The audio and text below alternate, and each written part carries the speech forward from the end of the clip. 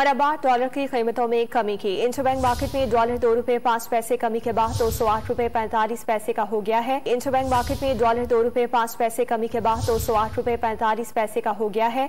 Don news के नुमाइंदे तलकीन जुबैरी इस पर हमें अपडेट करेंगे। तलकीन, बताएगा ताज़ा तरीन तफसीलात क्या है डॉलर की कीमतों से मुतालिक?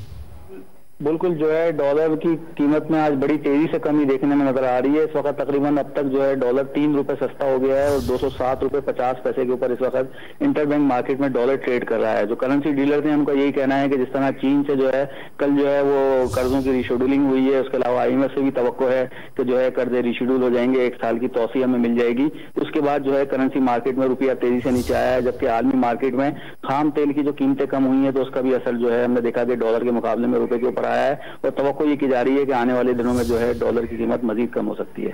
डॉलर इस वक्त इंटरबैंक में 207 रुपए 50 पैसे पर पहुंच गया है। बहुत शुक्रिया तलकीन, आपने आगाह किया।